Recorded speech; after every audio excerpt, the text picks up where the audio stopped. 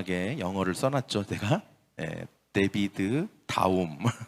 위에는 영어고 밑에는 그냥 발음입니다. 다윗 다움. 좀 발음이 힘든데 저를 한번 따라해볼까요? 다윗 다움. 제가 이 설교 제목을 한번 정하면서 그냥 지금까지 하지 않았던 그런 설교 제목을 한번 정해봤습니다. 좀 우리 유스들이 좀 좋아할 만한 그런 PPT와 약간 제목입니다. 다윗 다움. 이게 무슨 말인가? 성경은 이따가 읽어가면서 제가 이번 지난주부터죠. 사무엘상, 우리 교회가 지금 사무엘상하를 지금 읽어가고 있고 또 말씀도 묵상하고 있고, 뭐 미리 좀 앞서가신 분들도 있고 좀 뒤에 쫓아오시는 분들도 있지만, 여튼 사무엘상하를 다 지나가셨든지 앞으로 지나가실 건데, 거기서 이제 우리가 대표적으로 만나는 사람이 이제 다윗입니다. 특히 사무엘상 중간부터 사무엘하 마지막까지 계속 등장하는 인물이 다윗이에요. 주인공이죠. 그래서 다윗을 이렇게 보면서 다윗에게는 참 많은 사건도 있었고, 또 하나님이 다윗을 정말 사랑하셨거든요. 많이 사랑하셨는데, 다윗을 통해서 이 다윗, 그러니까 우리가 보통 멋멋스럽다라거나 또는 누구답다라고 할 때 그것은 그 사람의 행동이나 말의 일정한 패턴을 지칭합니다. 저희 교회 우리 자매들이 가끔 이런 말을 해요. 너 참 햇님이스럽다. 너는 어떻게 햇님이스럽니? 뭐 이렇게 가끔 얘기할 때가 있어요. 이 말은 어떤 햇님의 말이나 행동이나 어떤 이런 것을 좀 이렇게 그런 게 보인다. 너 그런 그것처럼 보인다. 이런 뜻이겠죠. 다윗 다움이라고 하는 제목은 다윗답다라든지 더불어서 다윗스럽다 이런 의미가 있습니다. 다윗이 다윗했다. 요즘 뭐 사람들이 하는 말이죠. 다윗처럼 행동하고 말하네 라고도 볼 수 있는 것입니다. 그래서 다윗다움. 이 성경을 읽으면서 참 다윗이 다윗답다. 역시 다윗이네. 이런 느낌을 곳곳에서 저는 이렇게 받게 됐어요. 다윗에게는 어떤 삶과 죽음에 대한 어떤 일관된 태도들과 반응이 있습니다. 그러나 그것이 우리의 일반적인 예상을 좀 뛰어넘을 때가 많이 있어요. 나 같으면 또는 보통 사람 같으면 분명히 이렇게 할 것 같은데 다윗은 그렇게 하지 않는 것이죠. 다윗의 이야기를 성경에서 보다 보면 이거 또 다윗이 또 다윗 했네. 또 참 다윗다운 생각이네. 라고 생각하게 하는 그런 말들이 있습니다. 말이나 행동이나 반응이나 태도가 있어요. 그래서 저도 이런 다윗에 대한 사건들을 성경을 통해서 볼 때 참 나도 다윗스러웠으면 좋겠다. 다윗다웠으면 좋겠다. 이런 생각을 해봤습니다. 여러분, 다윗에게서 배우는 삶과 죽음에 대한 지혜들, 마치 하나님이 다윗을 통해서 우리에게 말하는 것처럼 오늘 듣기를 원합니다. 할렐루야. 그래서 오늘 어떻게 하면 그 다윗스러움이 뭔가, 또 다윗다운 모습들, 그 몇몇 되게 특징적인 것들이 있더라고요.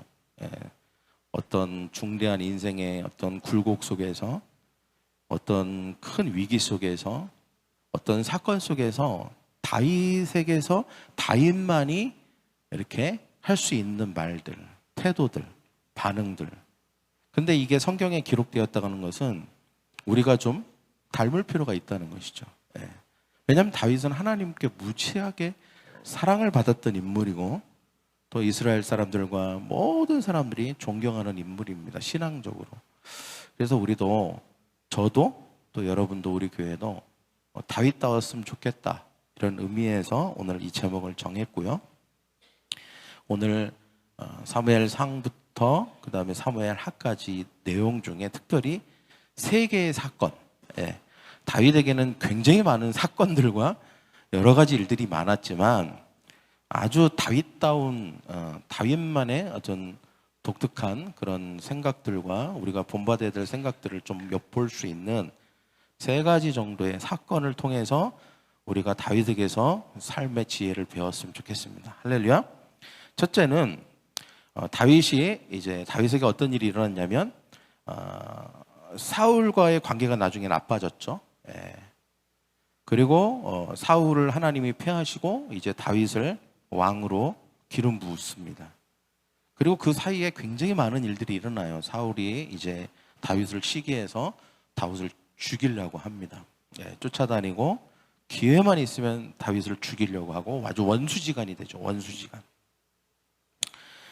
그래서 이런 원수지간이 됐고 그래서 막 어려움들이 많이 있었는데 어느 날 갑자기 사울이 죽었다는 소식이 들려옵니다. 그래서 오늘 첫 번째 사건은 사울이 죽었다는 소식을 접했을 때입니다. 사울이 저거는 왜 이렇게 뒤에 있는 게 막 먼저 나왔네요. 앞으로 한참 가야 되는데 사울이 죽었다는 소식을 접했을 때 이 사건에서 저는 다윗은 두 가지 우리에게 삶의 지혜를 말해주고 있다고 봅니다. 첫째는 다른 사람의 불행을 나의 기회로 삼지 말아라. 저를 따라해 볼까요? 다른 사람의 불행을 나의 기회로 삼지 말아라. 네. 오늘은 좀 신앙적인 차원보다는 우리의 삶에 일상적으로 우리가 접할 수 있는 차원에서 우리가 이것을 접근했으면 좋겠습니다. 사울과 다윗의 관계가 악연이죠. 악연. 원수지간입니다. 아마 모르긴 몰라도 그 시대 사람들은 다 알았을 거예요. 이들이 서로 원수지간이라는 걸. 그래서 이들 중 누구라도 사울에게 불행한 일이 있던지 아니면 다윗에게 불행한 일이 있던지 둘 중에 하나라도 불행한 일이 일어나면 그 불행에 내가 좀 기여를 하고 그리고 상대방에게 가서 내가 이렇게 저 사람의 불행에 기여를 했습니다 라고 말하면 자신에게는 아주 좋은 기회가 올 것이라고 생각하는 사람들이 많았겠죠. 그죠? 어느 쪽에 붙어야 하나. 그러다가 저 사람이 지금 이제 기울고 있구나. 저 사람에게 불행이 왔구나. 그러면 그 불행에 기여를 얼른 하고 상대방에게 내가 이렇게 했다라고 하면서 어떤 공로를 인정받기를 원하는 사람들. 그래서 이것을 기회로 삼아야 되겠다. 내가 입심양비의 기회로 삼고 뭔가 신분 상승의 기회로 삼아야 되겠다. 라고 하는 생각을 가지고 있는 사람들이 분명 있었을 것입니다. 보통 사람들이 많이 그렇게 생각하죠. 다른 사람의 불행은 나의 행복이다. 일반적인 생각일 수 있습니다. 실제로 사울 주변에 다윗 주변에도 그런 사람이 많았고 다윗에게도 그 부하들도 그런 생각을 가지고 있었어요. 사울이 어느 날 다윗을 막 죽이려고 쫓아다니다가 갑자기 배가 아파갖고 용변을 보러 동굴에 들어갔는데 마침 바로 그 가까이에 다윗과 다윗의 부하들이 있었어요. 이거는 거의 그냥 뭐라 그래요? 그냥 주워 먹기. 그냥 이거는 넝쿨째 들어온 그냥 떡이 넝쿨째 들어오는 거예요. 그래서 부하들이 이건 기회다.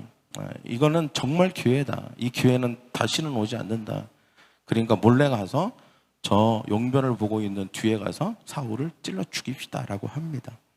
그때 다윗의 생각은 달랐어요. 대부분의 사람들은 남의 불행이나 공경이나 아니면 어려운 일이 있을 때 그것을 기회로 잡으려고 하죠. 그러나 다윗은 항상 그런 생각을 가지고 있지 않았습니다. 전혀 다른 생각을 가지고 있었어요. 이 사무엘상 26장 9절에 보면 같이 읽겠습니다. 시작.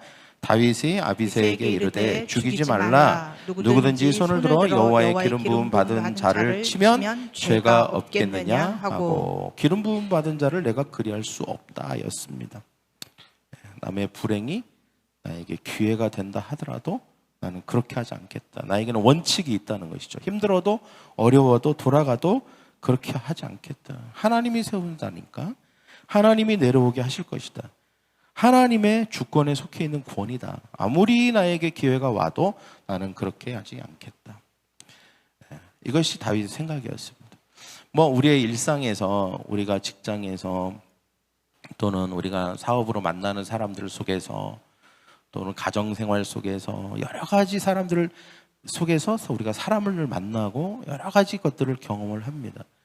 그러나 우리 안에는, 우리는 하나님을 믿는 사람들이잖아요. 하나님을 믿는 사람들입니다. 어떤 기회주의자가 아닙니다. 때문에 우리가 하나님이 무엇을 원하시는지를 먼저 우선순위에 둬야 합니다. 특히 우리가 다른 사람이 힘들어하고 어려워하는 것을 내가 기회로 삼으면 안 됩니다. 할렐루야. 다윗은 그것을 항상 알고 있었습니다. 실제로 사울이 죽어버렸어요. 예. 다윗이 죽인 게 아니죠. 근데 사울이 어떤 상황 속에서 스스로 자결을 했습니다. 근데 사울이 죽었을 때 아멜렉의 어떤 청년이 사울이 자결한 것을 알고 다윗에게 달려옵니다. 그리고 자신이 사울을 죽였다고 말합니다. 사실 사울을 죽인 게 아닌데 자기가 공을 세워놓고 싶은 거예요. 자기가 사울이 자기를 죽여달라고 할 때 내가 그것을 도와줬습니다. 이렇게 말하면 다윗이 그것을 잘했어 그러면서 상을 줄 거라고 생각을 했습니다. 그런데 결과는 어떻게 됐습니까? 그 아멜렉 청년은 다윗에게 죽임을 당했습니다.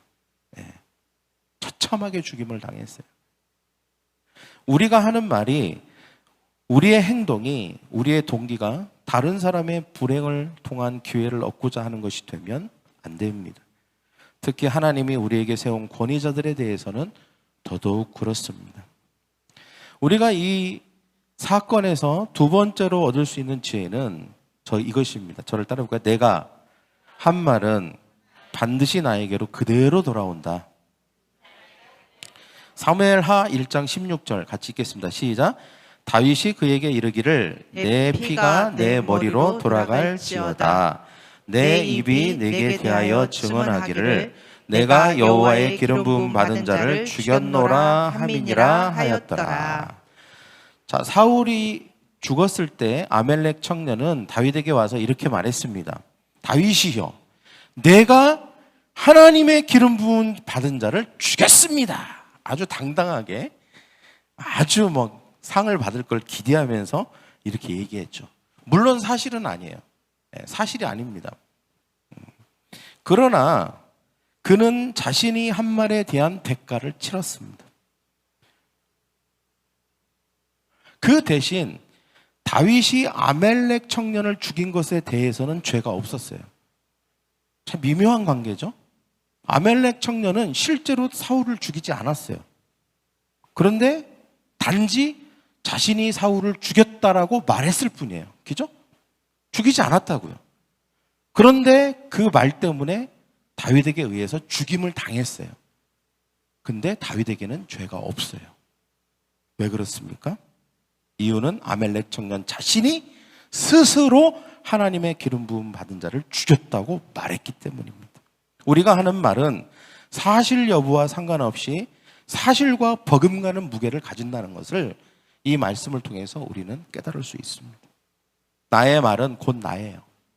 내가 한 행동이고 나의 미래가 돼요. 그냥 한 번 해본 말인데요? 그렇지 않습니다.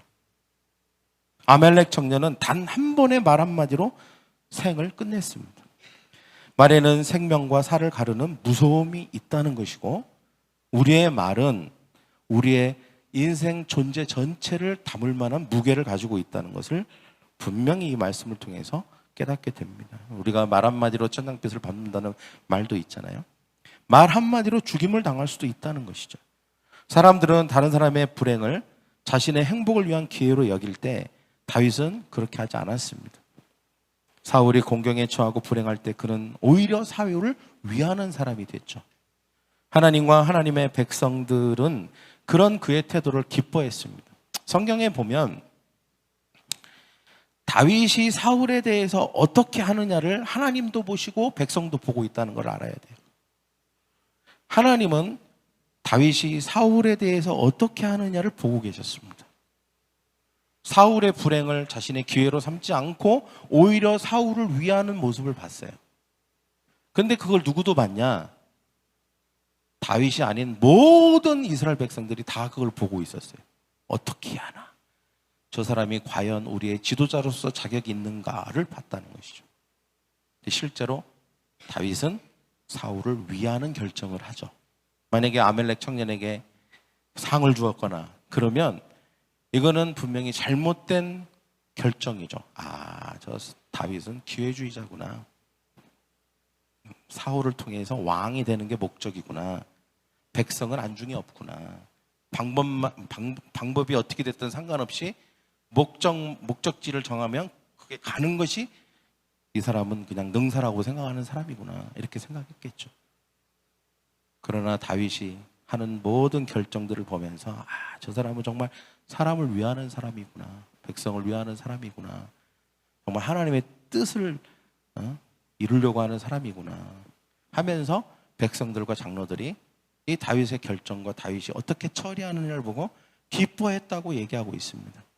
오히려 사울이 죽은 다음에 그 사이에서 갈등하는 많은 장로들과 그리고 이스라엘 백성들이 다윗에게 나아온 것을 보게 됩니다. 또 다윗은 약한 자들을 위하고 없는 자들을 위하고 하나님을 위했습니다. 사무엘하 7장 2절 한번 같이 볼까요? 시작. 왕이 선지자 나단에게 이르되, 시작. 왕이 선지자 나단에게 이르되 볼지어다 나는 백향목궁에 살고 있거늘 하나님의 궤는 휘장 가운데 있도다 라고 하는 말씀이 있습니다. 자신이 왕이 되어서 왕궁에 있을 때 다윗은 자신은 백향목으로 만든 왕궁에 거하는데 하나님은 장막 가운데 거하시는구나. 마음이 너무 아프고 마음이 걸린다. 그래서 나단 선지자에게 하나님을 위한 성전을 짓고 싶다라고 말했을 뿐입니다. 참 말을 예쁘게 하는 게 중요해요. 마음이 예쁘면 말도 예쁘게 합니다. 말 한마디 했을 뿐이에요. 그런 마음을 표현했을 뿐이에요. 그런데 하나님께서 너무 감동을 하셔갖고 그 뒤에 보니까 거의 성경에 한 엄청난 지면을 할애해서 나단을 통해서 하나님이 어떻게 다윗과 다윗의 가문과 다윗의 삶을 축복하실지에 대한 진짜 감당하기 힘들 만큼의 축복의 내용들이 나옵니다. 이렇게 다윗은 하나님을 위하는 사람이었어요. 항상 사람을 위하고 하나님을 위하고 심지어는 원수까지도 위하는 사람. 다른 사람의 불행이나 공경함을 기회로 삼기보다는 그것을 위하고 그들을 생각하는 사람이었다는 것입니다. 이것이 우리가 다윗에게서 배울 수 있는 첫 번째 지혜라고 봅니다. 두 번째는 밧세바 사이에서 아이가 죽었다는 소식을 접했을 때입니다. 여러분이 성경을 쭉 이렇게 한번 그림을 그리시면 좋을 것 같아요. 이때 저를 한번 따라해볼까요? 잘못했을 때는 변명하지 말고 인정하라. 그리고 자비를 구하라. 자, 13절 말씀 같이 읽겠습니다. 시작.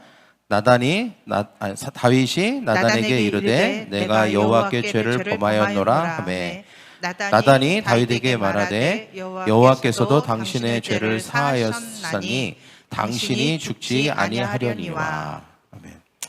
다윗은 큰 실수를 했죠. 큰 잘못을 했습니다. 밧세바를 범하고 그리고 남편을 살인교사하는 악을 저질렀습니다. 그러나 나단 선지자가 이것이 죄라고 말했습니다. 그때 다윗은 변명하지 않았습니다. 또는 이유를 대지 않았어요. 핑계를 대지 않았습니다. 그냥 모든 권위를 내려놓고 자신의 죄를 인정했습니다. 내가 여호와께 죄를 범하였노라. 깔끔하죠? 그죠? 내가 헛헛해서 아니면 유혹을 해서 이런저런 핑계를 대지 않고 빙빙 돌아가지 않았어요. 그냥 깔끔하게 내가 여호와께 죄를 범했습니다 라고 말했다는 것이죠. 대개의 경우는 죄를 인정하기보다는 왜 죄를 지을 수밖에 없었는지 변명합니다. 하나님께서 아담에게 너는 왜 먹지 말라고 한 그것을 따먹었니? 라고 물었을 때 아담이 처음 대답한 게 뭐였죠? 하나님이 나에게 주신 저 여자가 나에게 그것을 줘서 먹었습니다 라고 했어요. 누구 핑계를 댔어요? 첫째는 하나님 핑계. 하나님이 저 여자를 나한테 주셨으니까 이런 일이 일어났다. 첫째 하나님을 핑계 댔어요. 하나님. 우리가 많은 경우 하나님을 핑계 댑니다. 하나님이 이렇게 했잖아요. 하나님이 이렇게 안 들어주셨잖아요. 뭐 하나님이 하나님. 또 두 번째는 다른 사람 핑계를 댑니다. 심지어 아내를 핑계대기도 하고 남편을 핑계대기, 자식들을 핑계대기도 하고 사장을 핑계대기도 하고 직장 동료를 핑계대기도 하고 다른 사람 핑계를 대요. 예. 그러면서 변명을 합니다. 끊임없이 변명을 합니다. 예. 환경 핑계를 대기도 합니다. 변명은 사태를 해결하는데 아무런 도움이 되지 않습니다. 깔끔하게 인정하는 게 가장 좋은 태도입니다. 다윗처럼 내가 여호와께 죄를 범했습니다. 더 이상 할 말이 없어요. 그리고 차라리 변명할 시간에 하나님의 자비를 구하는 게 낫습니다. 깔끔하게 인정하니까 나단도 깔끔하게 하나님의 용서를 전달해 줬어요. 예. 그래요? 잠깐 기다려보세요가 아니에요. 하나님이 당신을 용서하셨습니다. 얼마나 깔끔해요. 그죠? 네.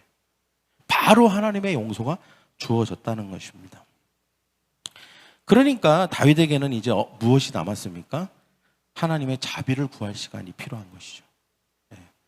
물론 이 죄 때문에 하나님이 원수들로부터 모욕을 당하시고 수치를 당하셨기 때문에 밧세바가 갖게 된 첫 번째 아이는 죽게 될 것이다. 병들어서 말씀하십니다. 그런데 이 다윗은 자비를 구해요. 하나님, 자비를 베풀어 주세요. 이 아이를 살려주세요.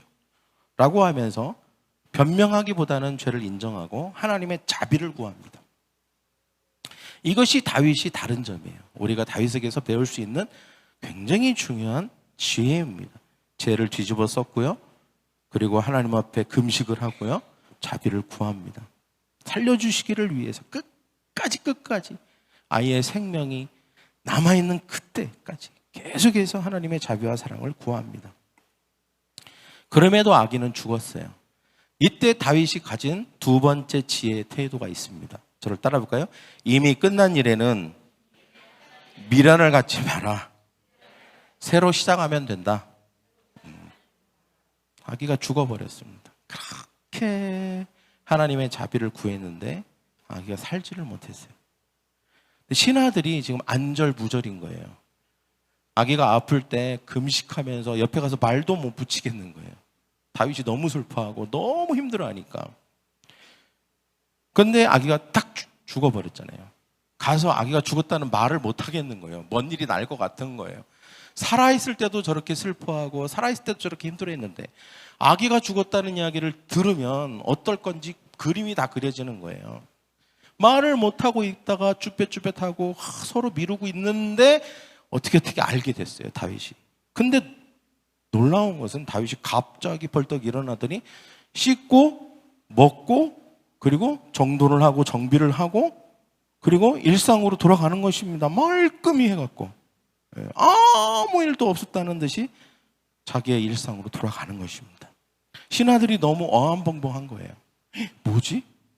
도무지 이게 이해가 안 되는 것이죠. 그래서 물었어요. 이유를 물었습니다. 그때 다윗이 이런 말을 했습니다. 사무엘하 12장 22절 23절 시작. 이르되 아이가 살아있을 때에 내가 금식하고 온 것은 혹시 여호와께서 나를 불쌍히 여기사 아이를 살려주실지 누가 알까 함이거니와 지금은 죽었으니 내가 어찌 금식하랴.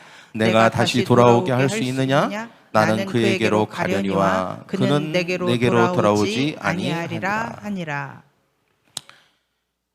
하나님의 결정이 있기 전까지는 하나님의 자비와 긍휼과 사랑을 구했습니다. 끝까지 엎드려져서. 그런데 하나님의 결정이 났어요.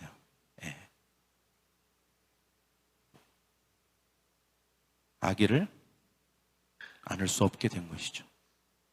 그때 다윗은 하나님이 결정하셨는데 아기를 나에게로 데려올 수 있냐? 이미 하나님이 끝낸 일이다.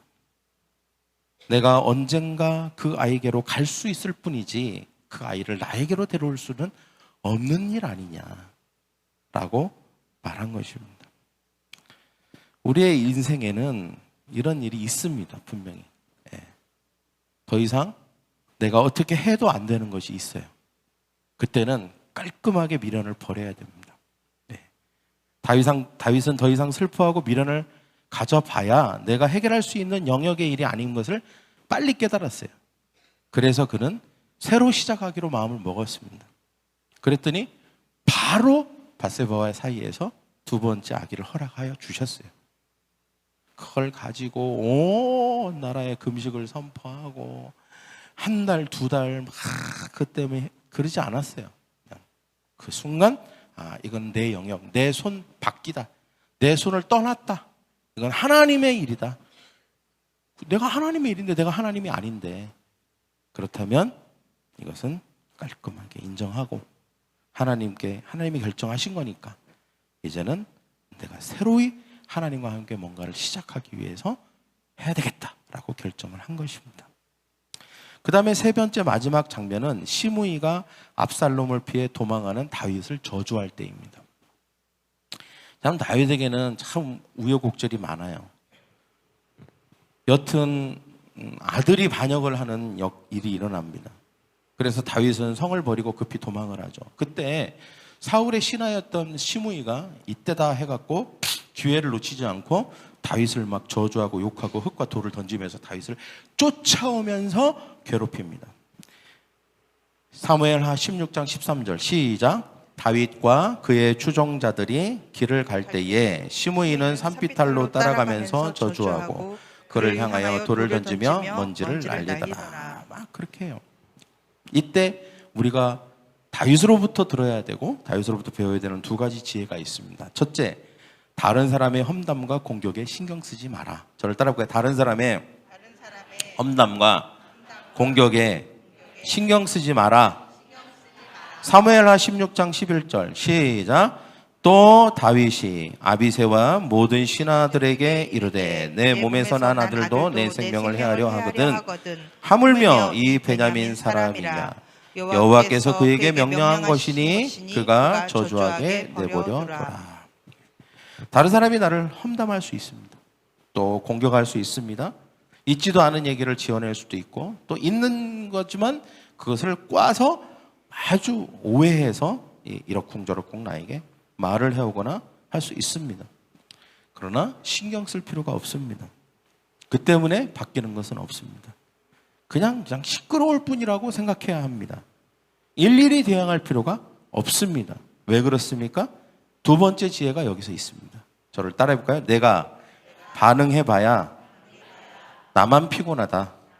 하나님이 하신다. 내가 반응해봐야 나만 피곤하다. 하나님이 하신다. 사무엘하 16장 12절 같이 읽겠습니다. 시작. 혹시 여호와께서 나의 원통함을 감찰하시리니 오늘 그 저주 때문에 여호와께서 선으로 내게 갚아주시리라 하고.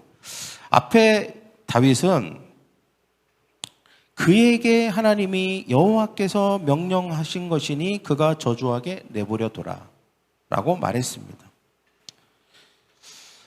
우리가 때때로 억울할 수도 있습니다. 뭐지? 저 사람은 왜 나를 공격하지? 라고 할 수도 있습니다. 그러나 때때로 어떨 때는 하나님께서 그 상황을 그냥 허락하실 때도 있습니다. 그 상황이 그냥 진행되도록 놔두실 때도 있어요. 그것은 우리를 괴롭히거나 우리를 힘들게 하시기 위한 것이 아닙니다. 악을 선으로 바꾸시려고 할 때도 그렇게 하십니다. 이것이 필요한 과정이라고 여기실 때도 있습니다.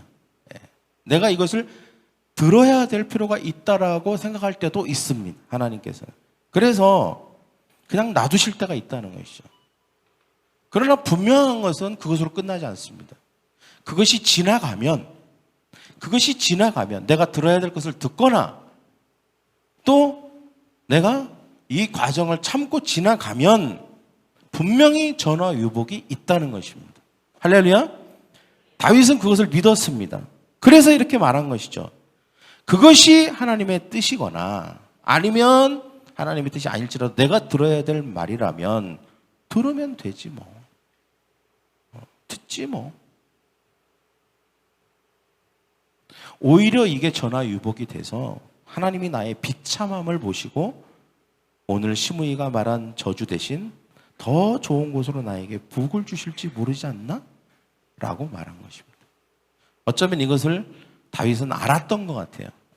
이 시간, 이 고통의 시간이 지나가면 하나님이 나를 불쌍히 여기셔서 나에게 전화유복을 주시고 그리고 나를 복 주실 것이다 라고 하는 것을 믿었습니다. 영을 가지고 미리 봤던 것이죠.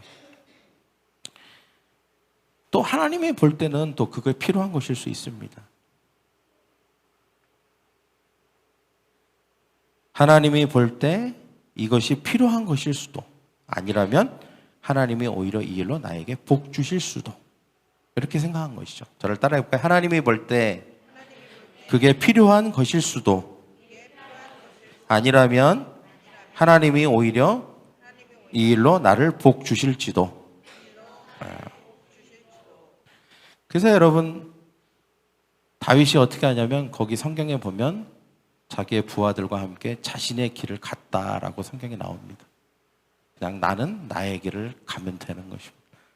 옆에서 뭐라고 하든, 무슨 오해를 하든, 무슨 공격을 하든 하나님이 갚아주시든 모든 것이 전화유복이 되든 그냥 이것이 필요한 것일 수도 있고 이 일로 하나님이 나를 복 주실 수도 있으니 나는 나의 길을 가겠다 하고 앞을 향해 가는 저와 여러분이 되기를 축복합니다. 할렐루야. 이것이 다윗이 선택했던 방법입니다. 우리에게 이와 같은 일들이 일어날 수 있습니다. 다윗에게는 물론 굉장히 큰 일이었어요.